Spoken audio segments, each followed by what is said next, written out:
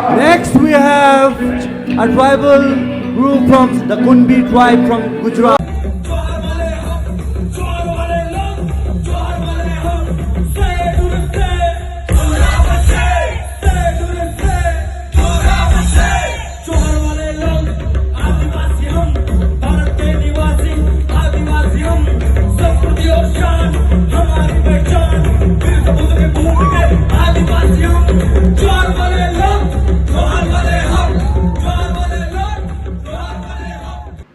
Johar decision news Gujarati પર આપની સાથે હું ડૉક્ટર અવિનાશ. આજે યુથ ટોકમાં એક એવા યુવા સાથે વાત કરવાના છે જેમણે હાલમાં જ ટાટા સ્કિલ પ્રોગ્રામ અંતર્ગત વિવિધ રાજ્યોમાં જઈને આદિવાસી યુથનો જે પાવર છે એ બતાવ્યો છે અને આખું આદિવાસી યુવાને ઝૂમતું કર્યું છે પોતાના ગીતોના સહારે. તેઓ છેલ્લે રાજકારણમાં પણ હતા અને સામાજિક ક્ષેત્રે પણ તેમણે ઘણા કાર્યો કર્યા છે. એ કોરોનામાં હોય કે પછી ડાંગના જે અંતરિયાળ વિસ્તારમાં જે લોકોની સમસ્યા છે એને લઈને સતત ઝઝૂમતા રહ્યા, આદિવાસી સમાજના પ્રશ્નો પણ ઉઠાવ્યા અને હાલમાં તેઓ એક યુથ સિંગર તરીકે હાલમાં તેઓ એક નામના મેળવી રહ્યા છે અને મેળવી પણ છે. આપણી સાથે આજે છે યુથ ટોકમાં ટીઆર કામડી, એટલે કે એમને જે યુવાનો ટીઆર તરીકે ઓળખે છે પણ એમનું નામ તુષાર કામડી છે.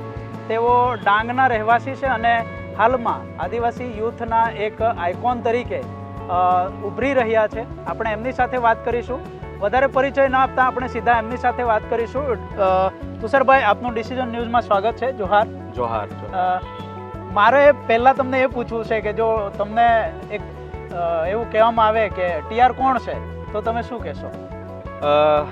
જે ટીઆર છે એક ડાંગી સંસ્કૃતિની એક ઓળખ તરીકે હું બોલી શકું છું, કારણ કે જે આપણી આદિવાસી સંસ્કૃતિ છે જેમાં આપણે ઇન્વોલ્વ થયા છે, જેના વિશે જાણતા થયા છે અને એ સમાજનું જે કામ કર્યું છે ને સમાજે જે નામના આપી છે, તો હું એ આખું શ્રેય સમાજને જ આપીશ. કારણ કે આજે ટીઆર ઓળખે છે તો એના સાથે ક્યાં ને ક્યાંક સમાજ, ક્યાં તો આદિવાસી શબ્દ જોડાયેલો જ હોય છે. તમે નાનપણથી જ આ ક્ષેત્રમાં આવવા માંગતા હતા કે પછી તમારું નાનપણમાં કોઈક બીજું સપનું હતું, પછી જેમ જેમ સંઘર્ષો થતા ગયા તેમ તેમ આ ક્ષેત્રમાં આવ્યા તમે, સમાજ સેવાના ક્ષેત્રમાં? આર્ટ્સ છે, સંગીત છે, કે જે આ લાઈન છે આર્ટ ફેકલ્ટીની, એ મને ખૂબ જ ઇન્ટરેસ્ટેડ હતી. નાનપણથી હીરો બનવાનો ઘણો શોખ હતો, મૂવી જોતા હતા ત્યારે. ત્યારબાદ કોલેજ લાઈન પછી ઘણા એવા ઇન્ટરવ્યૂઝ કે વાયવામાં પણ મેં બોલ્યો હતો કે મારે ગવર્મેન્ટ જોબ નથી કરવી, મારે એક સેલિબ્રિટી બનવું છે. તો આઈ હોપ કે અત્યારે એવું ફીલ થઈ રહેલું છે કે લોકો બી એક્સેપ્ટ કરે છે, લોકો મળે છે, લોકો વખાણ કરે છે, ત્યારે એક સેલિબ્રિટી તરીકે બી ફીલ આવે છે કે ના, જે લાઈફમાં એક ગોલ સેટ કરેલો એ એકચ્યુઅલમાં થઈ ગયો છે.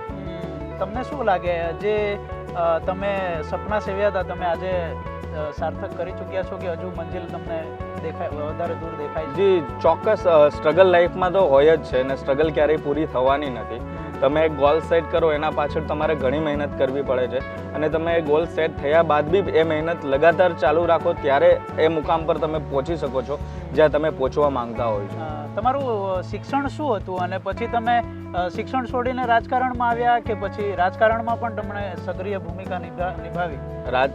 રાજકારણનું એવું છે કે રાજકારણ અમારામાં અડધું ફેમિલી બેકગ્રાઉન્ડ હતું અને ઘણા એવા અમારામાં ગવર્મેન્ટ કર્મચારી છે જે મારા ફેમિલીમાં છે. તો બે તરફનું પલ્લું અમારું ભારે જ રહેતું. ક્યાં તો તમે ગવર્મેન્ટ જોબ કરો, ક્યાં તો પોલિટિક્સમાં આવો. સો બેઝિકલી એ ઈચ્છા તો એવી નહીં હતી કે ગવર્મેન્ટ જોબ કરીએ કે પોલિટિક્સમાં જઈએ, પણ હાલાત એવા થયા હતા કે જ્યારે આર્ટ લાઇનમાં થયા અને જેમ નામના બનવા લાગી તેમ પોલિટિશિયન લોકોએ હાયર કર્યા અને સારું એવું કામ પણ આપણે પોલિટિક્સમાં કર્યું છે, પછી સામાજિક ક્ષેત્ર પણ સારું કામ કર્યું છે અને આપણું 100% આપણે એ દરેક ફિલ્ડમાં આપી જ છે. કોરોના વખતે પણ તમે ખાસા ઝઝૂમતા રહ્યા આદિવાસી લોકોના સમાજ માટે. લોકો જે અટવાતા હતા એમને પોતાના ઘરો સુધી પણ તમે પહોંચાડ્યું. પછી ત્યારબાદ આપણે એક રેલ આવી ડાંગમાં અને એમાં પણ ખાસા ઘરો પેલા થયા. તમને લાગે છે કે આની પાછળ કોણ જવાબદાર હોઈ શકે? આપણે જવાબદાર છીએ કે સરકાર જવાબદાર કે કોણ? તમને શું લાગે છે? કુદરતી હોનારત કે આફતો એના માટે કોઈને જવાબદાર તો ના ઠેરવી શકીએ, પણ ત્યારબાદ થતી જે હાલત છે, જે ગંભીર અસરો છે, કે આઈ હોપ કે લોકોને જે એના પ્રતિનિધિત્વ કરતા હોય લોકોનું, એ લોકો જેને મત આપતા છે એ લોકોએ ખાસ તો કાળજી લેવાની જરૂર છે. દરેક જગ્યાએ એક સામાજિક વ્યક્તિ તરીકે કે સામાજિક જે એક્ટિવિસ્ટ હોય તે એ દરેક જગ્યાએ પહોંચી નથી શકતો. પરંતુ જ્યારે આ પૂર આવ્યું હતું, જે ઘણા 20 વર્ષ પછી જેવું ડાંગમાં પૂર આવ્યું હતું, એણે ઘણી તબાહી સર્જી હતી. ત્યારબાદ લોકો પાસે ઊભા રહેવા માટે કોઈ નહોતા. રાજકીય નેતા પણ ત્યાંની મુલાકાત કરતા નહોતા. તો એક વસ્તુ એ વિચારી હતી કે થોડું ઘણું આપણે મદદ કરીએ, પણ જે હાથ લંબાવ્યો હતો ને એટલા મોટા જેટલા હાથ વધારે ભેગા થઈ ગયા, જેના કારણે 10 થી 20 ગામોને આપણે અનાજ કીટ તેમજ કપડાનું વિતરણ કર્યું હતું. તમે એજ્યુકેશનમાં શું શું એમ કર્યું છે? મેં 12th સાયન્સ પછી BSc ઇન ફોરેન્સિક સાયન્સ કર્યું છે. લાઈફનું એક ડ્રીમ હતું કે CID જોતા જોતા કે એક ફોરેન્સિક એક્સપર્ટ બન્યા ને સ્ટડી બી પતાવી. ત્યારબાદ એક લાઈન ડાન્સની બી હતી મારા લાઈફમાં, કે જેમાં મેં ઘણું સ્ટ્રગલ કર્યું હતું. ડાન્સ પ્લસ છે, DID છે, એવા બધાના ઓડિશન કર્યા. ત્યારબાદ ડાંગમાં એક સારું એવું ગ્રુપ બી બનાવ્યું. એ ગ્રુપને સારી એવી નામના બી મળી. આજે પણ એ છોકરાઓ કામ કરે છે ડાન્સથી. એ લોકો પોતાનું ઘરમાં ગુજરાન ચલાવી રહ્યા છે. તો ડાન્સ બી મારા લાઈફનો એક મહત્ત્વનો ભાગ રહ્યો છે કે એણે મારા ડ્રીમ પૂરા કરવામાં મને ઘણી હેલ્પ કરી છે. અને ડાન્સ પ્લસ જેવા લેવલમાં એના ફિનાલે સુધી પણ પહોંચ્યો છું, જે આઈ થિંક ત્યાં ઓડિશન કે ત્યાં પાર્ટિસિપેટ નહીં પણ ત્યાં જોવાનો બી મોકો મળ્યો અને હું મારા જાતને સ્ટેજ પર ફીલ કરતો હતો કે ના, આ મારું ડ્રીમ હતું ને મારે અહીંયા પહોંચવાનું હતું. બસ થોડીક કે આપણા સમાજમાં એક વસ્તુ હોય છે, બધાના ગોલ સેટ હોય છે કે અમુક જગ્યાએ આર્થિક તંગીના કારણે ક્યાં તો સપોર્ટના કારણે આપણે ઘણા એવા યુથ હોય છે જે પાછળ પડી જતા હોય ને જે આગળ વધતા અટકી જતા હોય છે.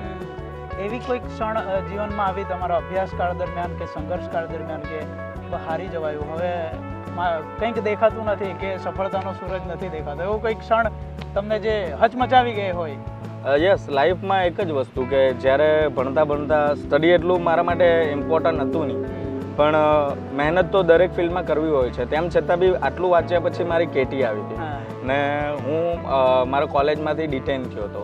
લાઈક અત્યારે તો આવી રીતે સામાજિક કાર્યક્રમમાં ડિટેન થતા હોય, ત્યારે કોલેજમાંથી ડિટેન થયો અને 1 વર્ષનો મારો ગેપ હતો. પણ સડનલી જે ડાન્સ વસ્તુ છે જેણે મને હોપ આપી જીવન જીવવાની, કે જે 1 વર્ષ હતું કે એમાં મેં ઘર છોડી દીધું હતું અને બહાર રહીને હવે પોકેટ મની બંધ થઈ જાય પછી આપણા પાસે બીજો કોઈ ઓપ્શન ન હોય, ક્યાં તો કોલેજ છોડીને અહીંયા પાછા આવતું રહેવાનું, ઘરે મજૂરી કરવાનું, ક્યાં તો બહાર જઈને કમાવાનું. બટ ડાન્સ કે આર્ટ એક વસ્તુ મારામાં કે એક સ્કિલ એવી હતી કે જેના દરમિયાન મેં કોલેજના એક ગેપ વર્ષમાં એ મારો 1 વર્ષ ડાન્સ માટે યુઝ કર્યું ને ત્યાં હું સક્સેસફુલ રહ્યો. મારો સારો એવો ક્લાસ બી ચાલવા લાગ્યા, મેરેજ ઇવેન્ટ મળવા લાગ્યા, પછી ઇવેન્ટ મેનેજમેન્ટનું કરવા લાગ્યો. તો લાઈફમાં એ એક પોઈન્ટ મારા માટે એટલો બેસ્ટ હતો કે જ્યાંથી મારું યુ-ટર્ન મળ્યું હતું મને, કે જ્યાં એક જગ્યાએ હું હાર્યો હતો અને બીજી જગ્યાએ ગ્રો અપ થઈ ગયો હતો. સંઘર્ષના કાર્યકાળ દરમિયાન તમને કયા મિત્રોએ સપોર્ટ કરી, કે મમ્મી પપ્પાએ સપોર્ટ કર્યું કે પછી તમારું કોઈ અંગત વ્યક્તિ હતી એમણે સપોર્ટ કર્યું, કે કેવી રીતે તમે બહાર આવ્યા? કેમ કે એ ક્ષણો ખૂબ જ માણસની દિશા દોરવામાં સફળ હોય છે. તમારા મિત્રો તમારી સાથે હતા સંઘર્ષ દરમિયાન, કે પછી એવા કોઈ 5 મિત્રો જેને તમે? સંઘર્ષની વાત એક જ કરવા માંગુ છું કે સંઘર્ષ બી તમે કરો છો, તમારો 100 જણાનો સપોર્ટ હોય તો બી તમે અમુક ટાઈમે સક્સેસ નથી થતા. એ સંઘર્ષનો જે મેઇન પોઈન્ટ છે કે પહેલાં મારે 100% આપવા છે, લોકો ઓટોમેટિકલી તમારી સાથે આવવા જ લાગશે. પણ તમે લોકોની જ રાહ જોઈને બેસશો કે આ લોકો મને સપોર્ટ કરશે ને પછી મારે જવું છે, તો હું મારી લાઈફમાં એક કહીશ કે પહેલાં હું ઊભો થયો, મારા સાથે લોકો આવતા ગયા, જેમ હું મારી જાતને સાબિત કરતો ગયો, લોકો મને સપોર્ટ કરતા ગયા. ઇવન મારા મમ્મી પપ્પા, ઇવન મારા ફ્રેન્ડ્સ, આજ સુધી છે ઘણા એવા એનિમીઝ બી હતા કે સામે ફેસ કરવા પડે, પણ એના સાથે મારા પાછળ જે ઝુંડ હતું કે મને જે આગળ બગલથી જે સપોર્ટિવ હતા, મારા બધા જ ફ્રેન્ડ જે મારા લાઈફમાં છે, ઇવન મારા પેરેન્ટ્સ કે મારું ફેમિલી, કે એવા ઘણા સપોર્ટિવ મિત્રો છે કે જે લોકોએ મને હંમેશા મદદ કરી છે. પણ એ જ કહું છું કે સંઘર્ષના સમયે પહેલાં પોતાની સાથે પોતે ઊભું રહેવું પડે, તો એ લાઈન સુધી તમે જઈ શકો. તમે રાજકારણમાં પણ ખાસા વર્ષો કાઢ્યા છે, કેમ અચાનક રાજકારણથી સંન્યાસ લેવાનું મન થયું તમને? રાજકારણ એક વસ્તુ એવી છે જેને હું એક કેરિયર તરીકે, સારું કેરિયર તરીકે જોતો હતો કે યુથ એટલા યુથ તરીકે એક એક્ટિવ પર્સન તરીકે તમે કામ કરો તો એમાં તમે આગળ જઈ શકો છો. અને એક મેઇન રાજકારણને હું એક પૈસા કમાવાનું સાધન નહીં પણ એક નેતૃત્વ તરીકે મારી દ્રષ્ટિએ જોઉં છું. ને ત્યાર પછી મને જ્યારે ખબર પડી કે નેતૃત્વ અને નેતાગીરી આ બંનેમાં જમીન આસમાનનો ફરક છે. હા. આપણે નેતૃત્વ કરતા હતા અને જ્યારે નેતૃત્વ કરતાં કરતાં નેતાગીરી જ્યારે પ્રવેશવા લાગી ત્યારે અમે રાજકારણ છોડી દીધું. અને ખાસ કરીને તમે કોંગ્રેસ સાથે જોડાવાનું કંઈક મકસદ હતું કે પછી તમને આમાં ચાન્સ મળ્યો એટલે તમે જોડાઈ ગયા હતા? કોંગ્રેસ વસ્તુ એવી છે કે મારા ફેમિલીથી ચાલુ આવી હતી. બીજા કોઈ પક્ષ માટે અમે મતલબ વિચાર પણ કરી ના શકીએ અને કોંગ્રેસમાં રહ્યા ત્યારે કોંગ્રેસની આઈડિયોલોજી સમજતા હતા. આજે બી સમજીએ છીએ પણ ઇવન એઝ અ યુથ તરીકે મારી સાઈડ તરફથી નેતૃત્વની નેતાગીરીની જે વાત કરી તો એ પ્રમાણે મને એવું લાગે છે કે હવે કોઈ બી પોલિટિકલ પાર્ટી હોય એ જસ્ટ પોતાના એજન્ડા કે પોતાના મુદ્દાઓ આધારિત પોતાની રાજનીતિ કરતું હોય છે. ઇવન મને ત્યાં ફીલ થયું કે કોઈ પણ રાજકીય પાર્ટી હોય એ પહેલાંના સમય અલગ હતો કે જ્યારે જે નેતા કે નેતૃત્વ કરનાર લોકો હતા એ લોકો સાથે રહેતા હતા. હવેનો સમય પલટાયો છે, હવેનો જમાનો બદલાયો છે જ્યાં આપણે એવા કોઈ નેતા મળી નથી શકતા. હા, અમુક જૂજ અલગ અલગ પાર્ટીના નેતાઓ છે જે સમાજનું પ્રતિનિધિત્વ કરે છે, જેમના સાથે આપણે પણ આજે બી ઊભા છે.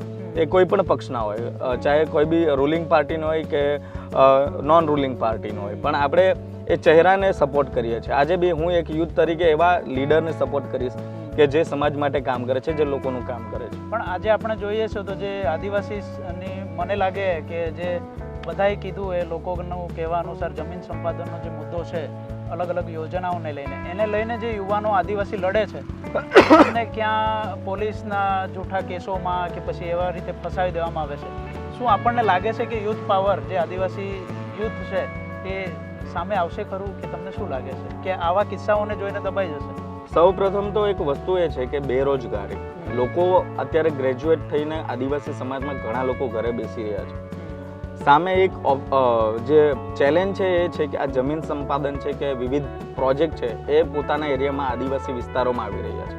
હવે એક બાજુ એ છે કે જો તમે એના સામે પ્રોટેસ્ટ કરી રહ્યા છો તો તમારે ગવર્મેન્ટ જોબ કે કોઈ બી સેક્ટરમાં જોબ મળવા પાત્ર એ હોતી નથી. એ ડરથી યુથ આજે કદાચ આગળ નથી આવતું. અમારા જેવા યુથ ઘણા વખતે એવા પ્રોટેસ્ટ કર્યા કે જે સામાજિક બાબતને લગતી છે. સવારે જ્યારે મળસ કે ઉઠીને ઘરનું બારણાની બહાર પોલીસ જોઈએ ત્યારે પેરેન્ટ્સને બી એમ થાય કે મારા છોકરાએ ગુનો શું કર્યો છે. ત્યારે એવું લાગતું કે એક આપણે લીડર તરીકે કામ કરી રહ્યા છે, સમાજ માટે સારું કામ કરી રહ્યા છે, પણ અમુક ને અમુક જગ્યાએ સિસ્ટમ દ્વારા બી યુથને દબાવવામાં આવી રહ્યા છે. યુથ સિવાય બી અમુક ગવર્મેન્ટ જે સેક્ટરમાં કર્મચારીઓ જે સમાજ માટે કામ કરી રહ્યા છે એને દબાવવામાં આવી રહ્યા છે. હું તો એમ કહું છું કે આપણે સાચા છીએ. કોઈ દિવસે કોઈ સામે ઝૂકવાની આપણને આજે બી જરૂર નથી. મારું પોલિટિક્સ છોડ્યું છે પણ સમાજના ભાગે જે મારું કર્તવ્ય મારે કરવાનું છે એ સમાજના મુદ્દાઓ પર લડવાનું છે એ અવિરતપણે ચાલુ જ રાખશું. આપણે એ અલગ અલગ ક્ષેત્રોથી બી આપણે લડી શકાય છે. દરેક લોકો અલગ અલગ ફિલ્ડથી. તમે ડાયરેક્ટલી ઇન્વોલ્વ ના થાવ તો પણ તમે બહાર બેસીને પણ સમાજને મદદ કરી શકો છો. તમે સમાજને આર્થિક રીતે મદદ કરી શકો છો. ઇવન તમે કોઈ પણ પ્રકારે ના કરી શકો એને બસ સપોર્ટ કરીને બી એને મદદ કરી શકો છો. તમે એ લીડ કરતા લોકોને બી તમે એમ કહો કે અમે તમારા સાથે છે તો એ વર્ડ એટલો ઇનફ છે કે એક આખી મુહિમને પાર પાડી શકે છે. અત્યારે આપણે જોઈએ તો તમે તો સિંગર પણ છો, તો જે તમે ગીતો બનાવો છો એ ગીતો અને આદિવાસી સંસ્કૃતિના જે મૂળ ગીતો હતા એમાં તમને ડિફરન્ટ લાગે છે કે કેવી રીતે? જો આમ આપણે જો આધુનિકરણ સાથે ગીતોને પહેલાં કરતા જઈશું તો આપને લાગે છે આપણી જે મૂળ સંસ્કૃતિ છે એને આપણે ભૂલતા જઈશું? જી ચોક્કસ. ડાંગની અંદર જે થાળી વાદન થાય છે બરાબર, તો એક મેં જ્યાં સુધી મારા કાને સાંભળું છું એક રેપનો જ પ્રકાર છે જે વેસ્ટર્ન. હવેના લોકો શું છે કે આ બધી સિસ્ટમ આ વસ્તુ ભૂલતા જતા છે, કલ્ચરને ભૂલતા જતા છે. તો આઈ હોપ એક યુથ તરીકે એને વેસ્ટર્ન ટચ આપવાનું છે, એને વેસ્ટર્ન કન્વર્ટ નથી કરવાનું. મારો વિઝન એ છે મ્યુઝિક ક્ષેત્રે કે મેં જે રેપ સોંગ લખું છું એ ડાંગી લેંગ્વેજમાં હોય પ્લસ એના કલ્ચરને પ્રેઝન્ટ કરતા હોય છે. લાઈક આવનાર સમયમાં પ્રોપર જે થાળીની લેંગ્વેજ છે એ બાબતે બી કરશું તો લોકો શું છે, લોકોને કે યુથને સાંભળવાનો ઇન્ટરેસ્ટ જાગશે.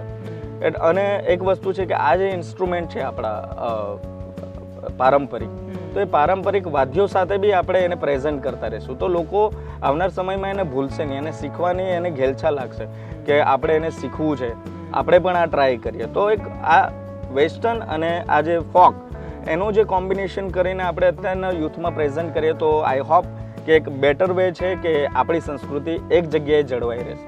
પ્રેમ વિશે તમે શું માનો છો? પ્રેમ એટલે શું? પ્રેમ એટલે આપણે જે લોકોને કરીએ છીએ ને લોકો આપણને કરીએ છીએ, એઝ અ સામાજિક આગેવાન કે સામાજિક એક્ટિવિસ્ટ તરીકે કહું છું કે ઘણા લોકોનો પ્રેમ મળે છે. પ્રેમ ઘણા ટાઈપના હોય છે. હું મારી પત્નીને કરું છું, મારી પત્ની મને કરે છે, બરાબર. તો મારા માટે એક જ વસ્તુ છે કે આ પ્રેમ શબ્દ છે ને એ સમાજને કદાચ જોડવાનું એક જગ્યાએ કામ કરશે. લાઈક આદિવાસી સમાજ, તો તમે આદિવાસી છો, હું આદિવાસી છું, સામેવાળા આદિવાસી છે, વચ્ચે પ્રેમ આવી જાય ને તો આખો સમાજ એક થઈ જાય, તો આપણે બીજે કશે જવાની જરૂર જ ના પડે. બરાબર છે.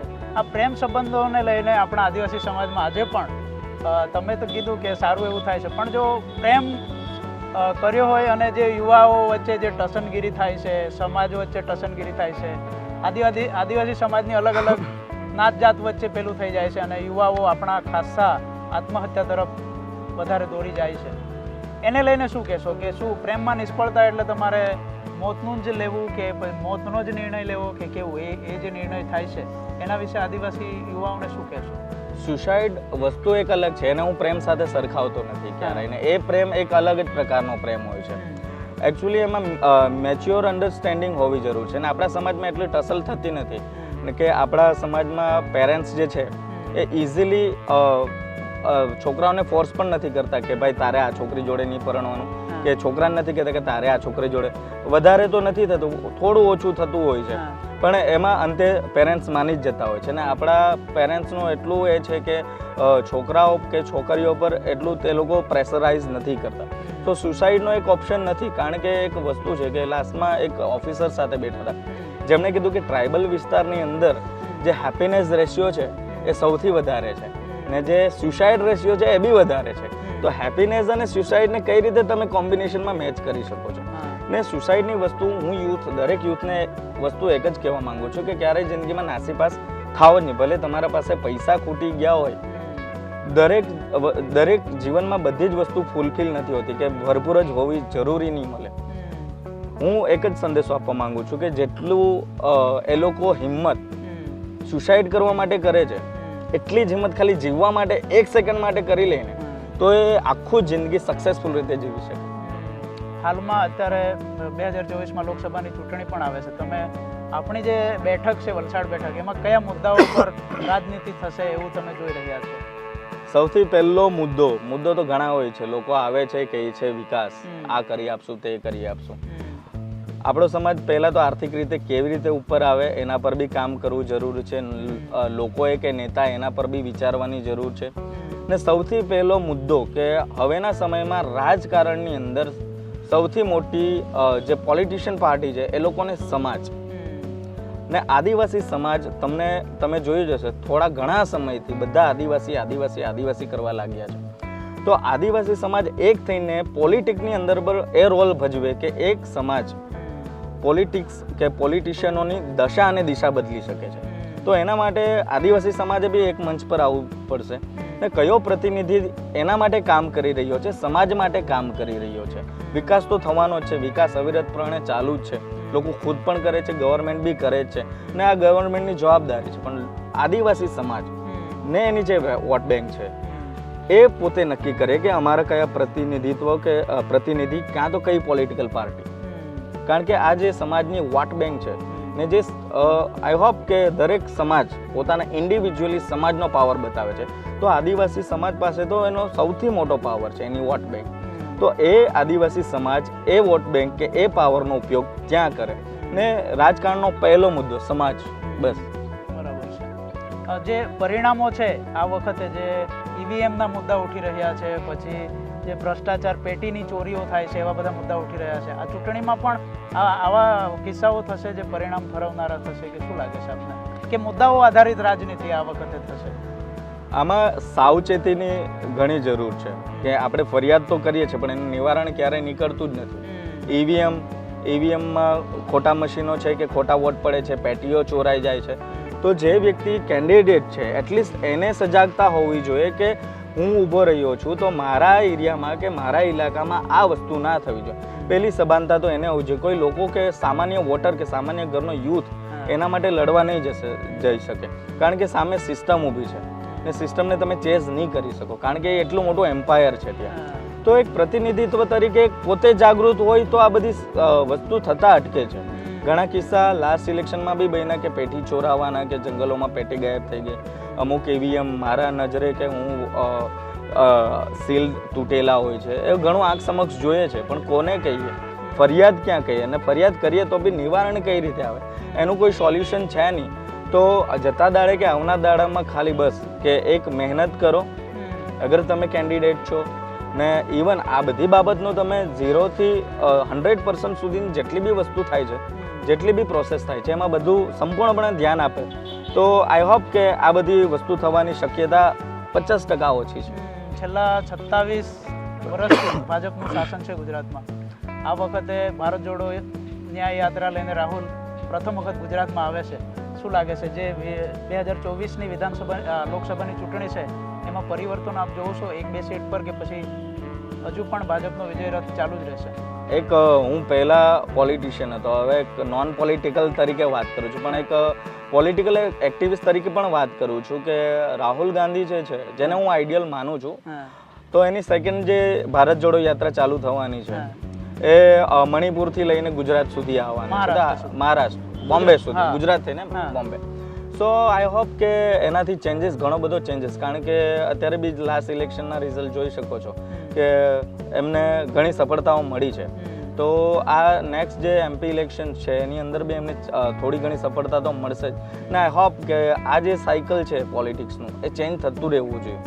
5 વર્ષ ભલે ભાજપ કરે, 5 વર્ષ કોંગ્રેસ, કે 5 વર્ષ પછી કોઈ બી બીજી પાર્ટી આવે, તો આ જે સાયકલ છે એમાં લોકોને સમાનતા કે સરખી રીતે ન્યાય મળી શકે છે. આ એક મારા દિલનો પ્રશ્ન છે કે તમે આ વખતે કયા ચહેરાને જુઓ છો આ વલસાડ વિધાનસભા પર, કે આ કોણ ચૂંટણી લડવાનું આપને કોણ લાગે છે, કે કયા ચહેરાઓ આપને દેખાય છે? કોંગ્રેસ પક્ષની વાત કરતા 100% આનંદ પટેલ સિવાય કોઈ બીજો એવો કેન્ડિડેટ નથી કે જેને તમે ટિકિટ આપો અને બીજાને આપીને કોંગ્રેસ પાર્ટી રિસ્ક પણ ના લઈ શકે. આનંદ પટેલ એક એવો ચહેરો છે કે જે પોલિટિક બી કહી શકો ને નોન પોલિટિક અને એક સામાજિક તરીકે. તો આનંદભાઈ પટેલ છે જે આ બધી વસ્તુ છે બધું લઈને ચાલે છે. એ વ્યક્તિનું મેં લાઈફસ્ટાઈલ જોઈ છે, એમના જોડે કામ કર્યું છે, એમને સવારથી લઈને સાંજ સુધીનું શેડ્યુલ મેં ઘણા દિવસો એમના સાથે ફર્યો છું. એમનું ટિફિન એમના કારમાં હોય છે, એ ઘરેથી જ રોટલી બાંધીને નીકળે છે. તો મારા લાઈફમાં એક પહેલા એવા MLA છે કે પહેલા એવા લીડર છે કે જેને આટલા નજીકથી મેં જોયું છે, એની લાઈફસ્ટાઈલ જોઈ છે ને એના લાઈફસ્ટાઈલ પરથી એઝ અ પાર્ટી તરીકે હું એને સિલેક્ટ નથી કરતો, પણ એક ભાઈ તરીકે, એક મોટા ભાઈ તરીકે આદિવાસી સમાજના, કે જે મને નાનો ભાઈ માને છે, તો એક બેસ્ટ ચહેરો છે કે જે સમાજને લઈને ચાલે છે. બીજેપી તરફથી કે આમ આદમી પાર્ટી તરફથી કોઈ કેવું લાગે છે તમને? યસ, બીજેપી તરફથી આ જે રેગ્યુલર એ લોકોનું ચાલે છે તો ચાલવાનું જ છે. આઈ ડોન્ટ નો કે એ લોકોની રાજનીતિ કે એ લોકોના વિશે હું એટલો માહિતગાર છું નહીં, પણ એટલું ઘણું ખરું છે કે એટલીસ્ટ સામે બી બીજેપીના પક્ષમાં બી કોઈ કેન્ડિડેટ ઊભો હોય તો એટલીસ્ટ તમે આદિવાસી સમાજમાંથી આવો છો તો એ આદિવાસી સમાજને એટલીસ્ટ તમે સપોર્ટ કરો, જેમ અનંતભાઈ કરી રહ્યા છે. તો તમે બીજા સમાજવાળા MP કે MLA હોય છે, એ પોતાના સમાજને ત્યાં પ્રેઝન્ટ કરતા હોય છે. એમના પાસે એક સારો ચાન્સ છે કે એ લોકો આદિવાસી સમાજમાંથી આવે છે, તો તેઓએ પોતાના સમાજને પ્રતિનિધિત્વ કરવામાં શા માટે શરમ આવે છે એ ખબર નથી પડતી. બરાબર કે અલગ અલગ જગ્યાએ કે પોતે આદિવાસી નથી, વનવાસી, એવા ઘણા એવા નામ આપે છે ને પછી કહે છે કે રાજનીતિ. હવે રાજનીતિમાં પડેલા દરેક વ્યક્તિ રાજનીતિ કરે છે ને કરવાના જ છે. રાજનીતિ ક્યારેય ખતમ નથી થવાની. દરેક પ્રશ્નનો એક જ જવાબ ના હોય કે તમે રાજકારણ કરો છો, કારણ કે રાજકારણ દરેક ક્ષેત્રમાં અને દરેક વસ્તુને દરેક જગ્યાએ થાય છે. પછી કોઈ બી વસ્તુનો જવાબ આપતા પહેલા તમે રાજકારણને વચ્ચે લાવો તો એક રાજકારણી માણસ તમને જ્યારે એમ કહે ને કે તમે રાજકારણ કરો છો ત્યારે હસીનો પાત્ર બને. તમે આટલા રાજ્યની મુલાકાત લીધી, ત્યાંના અનુભવો કેવા રહ્યા તમારા? સૌપ્રથમ મેં ટાટા સ્ટીલ ફાઉન્ડેશનમાંથી પંચગની મેં જોઈન કર્યું. 10 દિવસનો પ્રોગ્રામ હતો ટ્રાઇબલ લીડરશિપનું.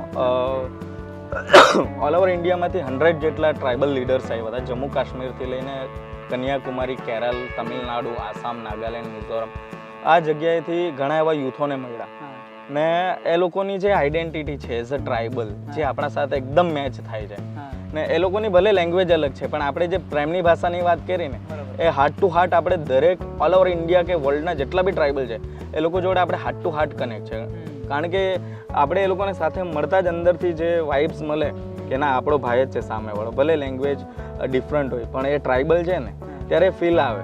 ને ઇવન મેં ઝારખંડ ગયો ત્યારે સંવાદ કોન્ક્લેવ 2023, એમાં હું રિધમ ઓફ ધ અર્થનો એક પાર્ટ હતો. રિધમ ઓફ ધ અર્થ એક મ્યુઝિકલી બેન્ડ ગ્રુપ છે જે ઓલ ઓવર ઇન્ડિયાના જેટલા બી ટ્રાઇબલ મ્યુઝિશિયન છે એ લોકોનું. અને અમારી સાથે જે લદ્દાખનું બોતો ટ્રાઇબ હતો, દાસુક્સ બેન્ડ, વર્લ્ડ ફેમસ બેન્ડ છે, નેશનલ બેન્ડ છે, જેમણે અમારા હાથે કોલેબ કર્યું ને જેમના નીચે અમે એક ટ્રાઇબલ બેન્ડના નીચે બેસીને શીખ્યું. ને એમના પાસેથી એક વસ્તુ એ જાણવા માંગી કે જ્યાં સુધી તમે તમારા સંસ્કૃતિને કે તમારી લેંગ્વેજને તમે પ્રેઝન્ટ નહીં કરશો ને ત્યાં સુધી તમને ઓળખાણ નહીં મળશે.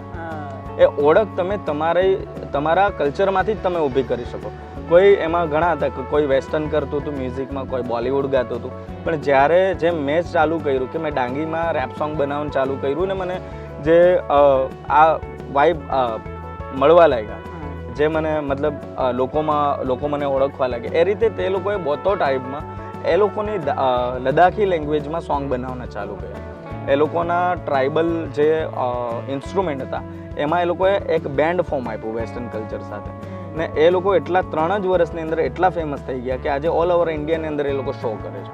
તો લાઈક વસ્તુ એ જ છે કે તમે જ્યારે તમારી મૂળ સંસ્કૃતિને બહાર લાવો ને, એને તમે ઓળખ આપો ને, એ તમારી મૂળ સંસ્કૃતિ તમને આપોઆપ ઓળખ આપતી થઈ જશે. તમને ક્યારેક આ જ્યારે તમે એકબીજા સાથે સંવાદ કરતા હતા ત્યાં જઈને, તો તમને ક્યારેક લેંગ્વેજ પ્રોબ્લેમ બની કે ભાઈ તમે ઇશારા થ્રુ વાત કરતા હતા, કેવી રીતે વાત કરતા? એમની સાથે સંસ્કૃતિ તો મેચ થતી હતી પણ તમે તમારી બોલીઓ કેવી રીતે એકબીજાને પોતાના જે હાવભાવ હોય એ કેવી રીતે રજૂ કરતા હતા? એક ટ્રાઇબલ બીજા ટ્રાઇબલને મળે ને ત્યારે મ્યુચ્યુઅલ અન્ડરસ્ટેન્ડિંગ છે ને ઓટોમેટિકલી ક્રિએટ થઈ જતો. હવે કેરળના ટ્રાઇબલ છે જે માવિલન ને મલ્લાવેટ્ટુવન હતા, જે આપણે કાંતારા મૂવી જોઈએ છે, એ સેમ ટ્રાઇબ હતા.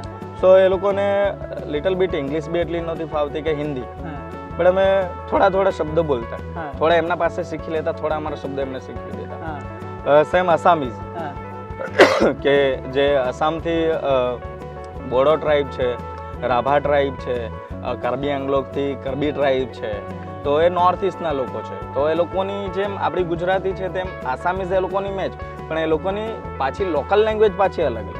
સો એ લોકો સાથે બી હિન્દીમાં થોડુંક એ થતું, પણ અમે સમજી જતા એકબીજાને કે જ્યારે ટ્રાઇબ કનેક્ટ થાય ને તો ઓટોમેટિકલી બધી વાઇબ્સ નીકળે અને મ્યુચ્યુઅલ અન્ડરસ્ટેન્ડિંગ. પછી બહેરા મૂંગા જેવું કામ થઈ જાય, પછી હાથ હલાવીને બી એની ભાષા તો ખબર પડી જ જાય. ને અંતમાં આટલા દિવસ કાઢવા પછી એટલા મેચ થઈ ગયા કે એટલીસ્ટ અત્યારે બી કોઈ બી સ્ટેટમાં જાય તો એમની લેંગ્વેજ અત્યારે આપણને સમજ પડી જાય. તમે આટલા દિવસ સાથે રહ્યા તો એક આત્મીય ભાવ જેવો બધા સાથે બંધાઈ ગયો હશે. જ્યારે છૂટા પડ્યા ત્યારે બધાની કેવી દશા હતી? શરૂઆત ટીએલપી થી થઈ હતી. ટીએલપી ઓગસ્ટમાં અમારો જ્યારે પ્રોગ્રામ ગયો ત્યાર બધી ટાટા સ્ટીલ ફાઉન્ડેશન ઝારખંડની અંદર 14 નવેમ્બરે સંવાદનો કાર્યક્રમ રાખે છે. એક એ પ્લેટફોર્મ એટલું સારું છે કે એ લોકોને કનેક્ટ પણ કરે છે અને છૂટા થવા પણ નથી દેતા.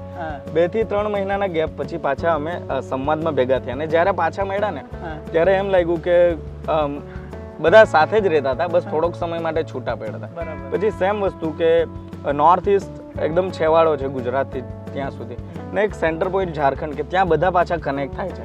લોકો એકબીજાને મળે છે, એકબીજાને ખુશ થાય, એકબીજાને જોઈને ખુશ થાય છે, લોકો એકબીજાને હગ કરે છે. ને પાછા જ્યારે છૂટા પડે ત્યારે થોડું દુઃખ થાય છે, પણ ચેલેન્જ આપીને છૂટા પડે, નેક્સ્ટ સાલ ફિરસે મિલેંગે. ગુજરાતની ઇમેજ કેવી છે એ લોકોના મનમાં કે મગજમાં? કેવી ઇમેજ છે એ લોકો? ગુજરાત બેઝિકલી જોવા જોઈએ કે અલગ રાજ્ય બીજા રાજ્યો કરતાં એક છાપ જ એની અલગ છે. ને ગુજરાતમાંથી તમે જ્યારે જઈને એને રિપ્રેઝેન્ટ કરો ત્યારે એની એક છબી જ અલગ હોય છે. અને એક રિપ્રેઝેન્ટેટર તરીકે એઝ અ ગુજરાતમાંથી જવાનું લોકો એટલા આપણને એ દ્રષ્ટિથી જોઈએ છે કે ગુજરાતથી આવ્યો છે માણસ યુનિક જ હશે. સો ગુજરાતની છાપ અલગ રાજ્યોમાં ગયો છું, ગુજરાતની છાપ સૌથી યુનિક છે ને બહુ જ સારી છાપ છે ગુજરાતની, કે બહુ સ્વીટ પીપલ હોય છે ગુજરાતના. તો મને એટલું પ્રોબ્લેમ ફેસ નહોતા કરવા પડ્યા કે જે બી જગ્યાએ જાઉં લોકોને કહીએ છીએ કે અમે ગુજરાતથી છે તો લાઈક એ લોકો હાર્ટલી આમ એક્સેપ્ટ કરતા આપણને કે વાહ ગુજરાતથી છો, એને મસ્ત સ્વીકારતા. પણ તમે જે રેપ સોંગ ગાયું એ 2 શબ્દો ગાઈ બતાવશો મારા દર્શકોને? મેં હોર્નબિલ અત્યારે પાર્ટ કર્યો rhythm of the earth through. અને હોર્નબિલ મારા સપનાનું એક એવડું મોટું ડ્રીમ હતું. દરેક મ્યુઝિશિયનના એનું એક મોટું સપનું કે ઇન્ટરનેશનલ લેવલનું જે લાઈવ કોન્સર્ટ હોય છે જે ચેઝ કરવાનું. હું અહીંયા એક આદિવાસી આવાજને આદિવાસી મેગા ટેલેન્ટ ઇવેન્ટ કરીને 2 લાઈવ કોન્સર્ટ જે વિઝનથી કરતો હતો. પણ હોર્નબિલ એક એવો ઇન્ટરનેશનલ ફેસ્ટિવલ છે નાગાલેન્ડનો કે જે ખરેખર મારું એક આંખ ખોલીને જે સપનું પૂરું થયું હોય ને એવું મારા માટે ડ્રીમ હતું. તો મેં ત્યાં જ્યારે ગયો તો એકચ્યુઅલી આપણે જેટલા બી વાદ્યો છે એ ખાલી ક્યાં તો ગીત ગવાતો હોય ત્યારે વાદ્યો વાગતા ના હોય ને વાદ્યો વાગતા હોય એના સાથે ગીત ના ગવાતા હોય. દોડા બૈલ મનાનંદી ભરલે કસ્યાના ગોની વરાયા ભરલે કસ્યાના ગોની ભરલે કસ્યાના ગોની વરાયા ધોડા બૈલ મનાનંદી. આ ડુંગરદેવમાં સાંભળતા હતા અમે. એનો અર્થ શું સાહેબ? ધવડા બૈલ નંદી જે છે મતલબ લાઈક જે બેલ છે એ જ્યારથી મતલબ ખેતી કરીએ છીએ બળદ પછી દેવને આપણે જે ચઢાવો ચડાવીએ છીએ કે ખેતી કરતા ટાઈમે કે ભરલે કાસિયાના ગોની બરાબર શેની ગુણો ભરશો તમે કે ભરલે સોપારીના ગોની સોપારી ચડાવો ભરલે નારળીસા ગોની નારળી ચડાવો. પછી અલગ અલગ ધાન હોય છે જેના ચડાવો આપણે ભગવાનને ચડાવે છે. પછી લોટલે દેવાસે દારી કે તમારા ઘરે પાછા આવ્યા. તો આ જે સોંગ છે જે દેવને પ્રસ્તુત કરે છે કે આપણે કયા દેવને ચઢાવો ચડાવીએ છીએ. ખેતી કરતા ટાઈમે આપણે જે બળદોનો યુઝ કરીએ છીએ ધવડા બેલ બરાબર. તો જે આપણી જે સંસ્કૃતિ છે આ જે મુખ્યત્વે ખેતીની તો એ પ્રેઝન્ટતા થાય છે ને જે ધાનો ચડે છે જે અર્પણ કરીએ છીએ જે જોહારીએ છીએ તો એ બધું એમાં પ્રેઝન્ટ થતું હતું. તો એક આઈડેન્ટિટી ડુંગરદેવની એ હતી. સો એ સોંગ અમે ચૂઝ કર્યું ને એ ત્યાં પ્રેઝન્ટ કર્યું. દાસુક્સને બી પણ સારું લાગ્યું ને જે લોકો ત્યાં ઝૂઈમાં એ સોંગ પર એના બીટ પર તો આપણને પણ સામે જોઈને મજા આવે કે નહીં ખરેખર જે મહેનત કરી એ વ્યર્થ નથી ગઈ. રોક સ્ટારનો જેવો આખો માહોલ હતો અને આદિવાસી વિસ્તારોમાં પણ આખું એટલું ચાલ્યું કે દરેક જગ્યાએ તમે ફેમસ થઈ ગયા. હવે મારે છેલ્લે એ પ્રશ્ન પૂછવો છે કે તમારા મતે આદિવાસીયત એટલે શું? એક આદિવાસીયત વિશે તમારે જો કહેવું હોય તો તમે શું કહેશો? આદિવાસીયત એટલે શું? આદિવાસી અને આદિવાસીયત હું આ પૃથ્વી પર રહેતા દરેક સજીવ સૃષ્ટિ કે દરેક જે હ્યુમન બીઇંગ્સ છે બરાબર દરેક કોઈને કોઈ મૂળમાંથી આવ્યું આદિ અનાદિકાળથી બરાબર. દરેકમાં આદિવાસીયત હોવી જરૂરી છે. આપણે લોકો અત્યારે કદાચ એક વિઝનથી જોતા હોય કે આદિવાસી ખાલી એક સમાજ છે. આદિવાસી એક ખાલી સમાજ નથી. આદિવાસીને તમે એક જળ કહી શકો, આદિવાસીને એક જંગલ કહી શકો અને આદિવાસીને એક જમીન કહી શકો ને એટલી આઈડેન્ટિટી આદિવાસીની છે. ને જ્યારે આદિવાસીયતની વાત કરીએ ને તો આદિવાસીયત દરેક લોકોમાં પૃથ્વી પર જીવનાર દરેક લોકોમાં હોવો જોઈએ. તમારી નેચરને જોવાની જે દ્રષ્ટિ છે તમારે નેચર રિસોર્સિસ છે એને યુઝ કરવાની જે દ્રષ્ટિ છે તમારી જે વિઝન છે જે વિઝિબિલિટી છે આ પ્રકૃતિને સાચવવાની જે વિઝિબિલિટી છે કે આ પર્યાવરણને નુકસાન ના થાય એની જવાબદારી રાખવાની જે વિઝિબિલિટી છે એ આદિવાસીયતમાં જ હોઈ શકે છે. આદિવાસીયત એઝ એક કાસ્ટિઝમ કે કાસ્ટ તરીકે હું નથી જોતો પણ લોકો અલગ અલગ નામ છે. હું પ્રકૃતિવિદ છું, હું પર્યાવરણવિદ છું, હું નેચર રિસોર્સિસમાં કામ કરું છું, નેચર હાર્વેસ્ટિંગનું વોટર બચાવવાનું કામ કરું છું. સો નેચરમાં બધું જ છે. વોટર છે, લેન્ડ છે, જંગલ્સ છે. આદિવાસીયત એક વસ્તુ એવી છે જે આઈડેન્ટિટી એવી છે કે જેમાં નેચર સમાયેલું છે. આપણે જે ધરતી પર રહીએ છીએ એ ધરતી આપણી છે. આપણે અહીંના મૂળ માલિકો છે. જેટલી બી સજીવ સૃષ્ટિ છે બધાનો સરખો હિસ્સો છે. સો દરેક લોકોએ આદિવાસી અને આદિવાસીયત તો મેઇનલી ફોકસ જે આદિવાસીયત છે કે તમે નેચરને ઓળખવાની કે નેચર સાથે રહેવાની નેચરને બચાવવાની જે તમે વાત કરો છો ને એ માત્ર આદિવાસીયતપણું હોય ને તો જ થઈ શકે, બાકી નહીં થઈ શકે. આ હતા તુષારભાઈ કામડી જેમણે આપણને એમના જીવન સંઘર્ષો સાથે વાકેફ કરાવ્યા અને એમને જે શિક્ષણ લીધું અને શિક્ષણ પછી જે સંઘર્ષો વેઠ્યા એમાં કોણ કોણ એમની સાથે રહ્યું અને જે તેઓ દ્વારા જે સામાજિક કાર્યો કરવામાં આવ્યા એમના વિશે પણ એમણે માહિતી આપી. અને તેઓ જ્યારે ટાટા સ્કિલ પ્રોગ્રામ દ્વારા બહાર ગયા ત્યારે જે સ્થાનિક સંસ્કૃતિ હતું એને એટલી હદે ગુંજાવી દીધું આદિવાસી સમાજમાં કે લોકો એમને એક રેપ સિંગર તરીકે જોવા લાગ્યા અને આજે એવો ખાસા પ્રખ્યાત પણ છે. આવનારા સમયમાં આપણે આવા જ યુવાનો સાથે ફરી મળીશું અને વાત કરીશું એમના જીવન સંઘર્ષો, એમના જે ગોલ છે એમના વિશે વાત કરીશું અને અલગ અલગ યુવાનો સાથે યુથ ટોકમાં મળતા રહીશું. જો તમને અમારા વિડીયો ગમતા હોય તો તમે એ વિડીયોને લાઈક કરી, શેર કરી અને સબસ્ક્રાઈબ કરી શકો છો. જોહાર. જોહાર. જોહાર. ભરલે કસ્યાના ગોની, ભરલે કસ્યાના ગોની વારાયા દોડા બેલ મનાનંદી. સે દુરસે દુરાવસે, સે દુરસે દુરાવસે. ભરલે સોપારીના ગોની વારાયા, ભરલે સોપારીના ગોની, ભરલે સોપારીના ગોની વારાયા દોડા બેલ મનાનંદી. સે દુરસે